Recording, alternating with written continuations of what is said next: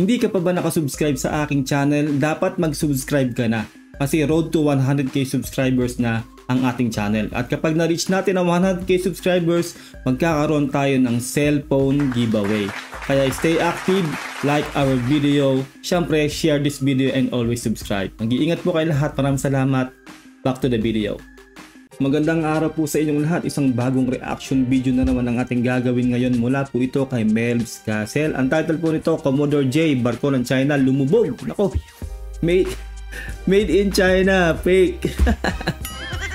Kinukumpirma pa ng PCG kung lumubog nga talaga.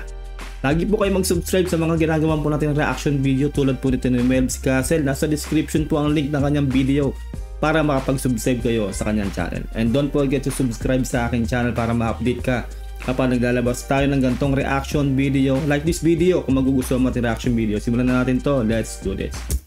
Dalawang barko ng PCG na ipagbanggaan sa China Coast Guard gumagana pa at nasa Pag-asa Island na. Pero habang nagpapatrolya sa himpapawid si Commodore J. Tariela, wala yung barkong binangga ng BRP Bagakay. Mukhang matindi ang tinamong pagkawasak ng barko ng China. Malamang. Posible kayang lumubog na to. Sana lang talaga lumubog na, di ba? Kung makikita mo kasi sa iisang picture na binahagi ng China Coast Guard, napakanipis at literal na peking made in China. Alam na natin maaring talagang matindi rin ang damage ng barko ng China na yan. Kasi nga made in China. Alam niyo naman po, di ba?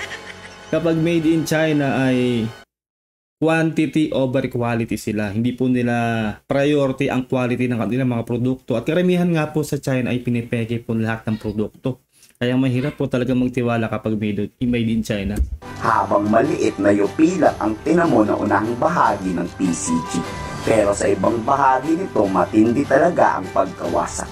Sa malapitan video, kita rin ang tindi ng pagtama ng barko ng China sa atin. Pinakpan ito ng lona para di pasukan ng tubig. Saka ito po yung sa akin, no? Sabihin na natin, kaya talaga nating makapagbanggaan sa China. Kaso lugi po tayo sa dami ng barko ng China. Kasi pag nakipagsabayan talaga tayo magpakipagbanggaan, mauubos po ang ating barko. Lugi po tayo sa quantity ng ating mga barko. Alam natin na napakarami ng barko ng China. Although mahina ang quality ng kanilang mga barko, ay sa atin naman ay oonte. Kaya sana po talaga magpasama na tayo sa US kapag nagro-remission tayo sa West Philippine Sea para maiwasan na po yung mga gantong inkwentro. Para umiwas na ang China sa atin dyan sa West Philippine Sea kasi meron na po tayong kasabay na US. Alam natin na iiwas talaga ang US, ang China sa US kapag kasama natin ang US dyan sa West Philippine Sea kasi takot sila, real talk. Ganun po yun.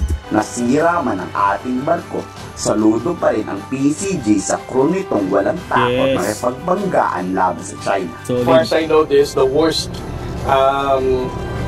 intentional ramming that was done by the Chinese Coast Guard that resulted to such structural damage, putting holes in our two Coast Guard vessels. They were able to deliver the supplies to our Coast Guard personnel in different maritime features. Just showed how brave and patriotic this Coast Guard personnel. Yun po, saludo po sa ating Coast Guard personnel. Sobrang patriotic nga po talaga yun. Sobrang brave po talaga nila. Sobrang tapang.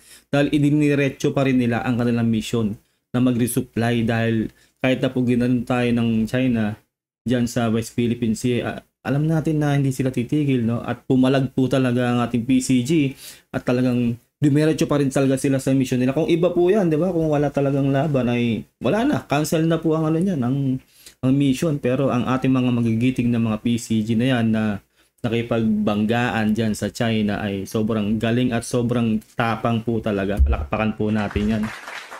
Hindi biro ang kanilang ginagawang mission araw-araw dyan sa West Philippine Sea kung tutuusin. No? Kahit po tayo kung lalagay tayo sa sapatos nila ay kakabahan ka rin talaga dahil alam po natin na malakas po ang China. Kaya sobrang kudos sa PCG. Na despite of the damage na na-incur na ating dalawang Coast Guard vessel, ay tinuloy pa rin nila ang mission na to. Habang papunta sa Pag-asa Island, may tila bubuntot na Chinese warship. Nagmamanman na gusto ata tayong takutin. Pero gaya ng dati, hindi ito lumapit o nagsagawa ng dangerous maneuver sa ating barko. Well, sobra na sila kung gagawa pa rin sila ng ganun. Wala naman tayong provocation eh. Ginagawa lang natin yung mission natin sa ating teritoryo dyan sa West Philippine Sea o particularly dyan sa Ayungin Shoal. Magdadala na naman tayo, magre-resupply na naman tayo. Bakit ginaganon talaga tayo ng Porque sinasabi nila na teritoryo ng araw nila yung teritoryo natin. Actually, sila ang lumalabag sa batas sa international law, sa UNCLOS. Sana nga makasuhan na tong mga to ng UNCLOS dahil wala na, hindi na po talaga yung ginagawa nila sa atin, hindi na makatao. May pangamba pa rin kasi ang China warship sa Mutual Defense Treaty. Once kasi na nag-engage ang Chinese warship ng pag-atake gamit ang armed attack, wala nang deklarasyon. Giyera na agad yan para sa Estados Unidos. Well, sa akin, hindi pa ba sapat yung may naputulan ng daliri sa atin? So, tingin ko, doon pa lang na-invoke ng MDT kasi may nasaktan at meron din tayong mangingisdang nawala nun. Diba yung binangga nung barko ng China yung kanilang bangka. Yung dito po sa amin yan, sa Subic. Hanggang ngayon, wala na po talaga. Hindi na nahanap yung kanyang kapatid. Sa tingin ko sa ganun po, invoke na dapat ang MDT. Pero hindi po natin alam kung ano pong diskarte nila o gagawin talaga ng ating gobyerno na hakbang pa sa mga susunod pang panahon dahil nakikita naman natin na ayaw tumigil ng China sa pangahara sa atin dyan sa West Philippine Sea. Lagi namang ginagawa ng Philippine Navy vessels yan na umaaligid, nagsha-shadow, but they're not doing dangerous maneuver. Ang gumagawa lang ng dangerous maneuver sa West Philippine Sea to the point of resulting to collision and even intentional ramming is always the Chinese Coast Guard. Well, diba, isangay rin naman ng gobyerno nila yan eh. Parang masasabi rin natin threat yun dahil nambabangga eh. No? Porket hindi ba yung warship ang gumawa ng dangerous maneuver ay hindi na pwedeng malabag ang MDT?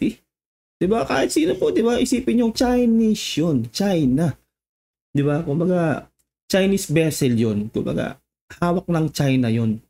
Kumbaga, sabihin natin kahit CCG pa yan, sa kanila pa rin yun at ang intention nila ay manakit. Diba yung nga, butas nga rin ang ating barko.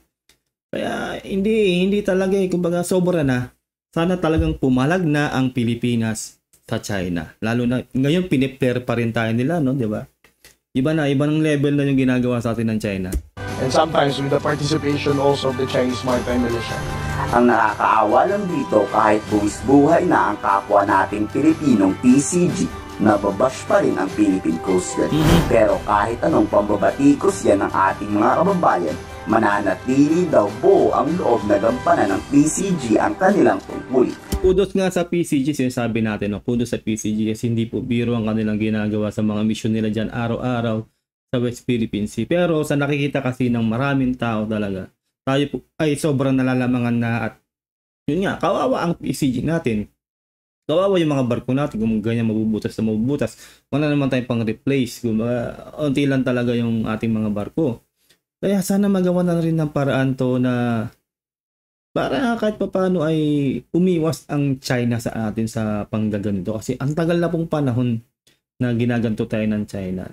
Hindi natin alam kung hanggang saan aabot to. Na sana wag na pong may mangyaring may mawala pang buhay, no, sa part po ng ating PCG dahil ayaw po tumigil talaga ng China. Kahit mabubuli man ng China, tuloy ang misyon, walang mananakaw sa ating teritoryo ang mga Chinese. Two of the Coast Guard vessels na binangga ng China Coast Guard remains to be very high. Sila ay committed pa rin na tapusin ang mission, and then at the same time, hopefully, no, kapag natapos na ang repair nila eventually, they're once again still willing to be assigned in Palawan. Ang sa akin lang ay kahit na po ganito po yung nangyayari sa atin na ayaw tayo tigilan ng China sa pananakit nila o paninira nila ng ating mga barko, pang pipler sa atin. Huwag po sanang mawala yung ating tiwala kay Pangulong Bongbong Marcos. Alam po natin na matalino po ang ating presidente. Yung iba po kasi talaga nagko-komenta rin sila na nakakasawa na, ganyan na lang lagi ginagawa sa atin. Manalig lang po tayo sa ating presidente. Dahil po, alam po natin na matalino ang ating presidente. Alam niya po ang kanyang ginagawa. Manalig lang tayo na mareresolbahan din po itong nangyayaring to sa atin dyan sa West Philippine Sea. Magtiwala po tayo kay Pangulong Bongbong Marcos kasi nakikita naman po natin kung paano magtrabaho ang ating presidente na talagang hindi po tayo susuko, magbibigay ng kahit anong teritoryo sa China. Atin po yan at talagang ilalaban natin ang ating teritoryo. Ganun po ang winiwika ni Pangulong Bongbong Marcos. Mas okay na nga ngayon dahil pumapalag na ang PCG. Yes. Di tulad ng dati na walang kaganti-ganti. Sana lang talaga susunod ay mas matindi na ang pinsalang mata mo. Tama. Kayo, anong masasabi mo sa tapang na pinapamalas ng PCG? I-komento sa baba ang saan. Ayun lang po na atin po nagawa ng reaction video. Napakagandang video na to ni Melvs Castle. Mag-subscribe po kayo sa channel niya. Napaka-solid po ni Melvs Castle. At huwag nyo rin sana kanilimutan na mag-subscribe sa akin channel para ma-update ka kapag naglalabas tayo ng ganito reaction video. Comment down below kung ano sa loobin mo sa napanood nating video ni Melvs Castle. Ingat po kayong lahat. God bless and peace out. Bye.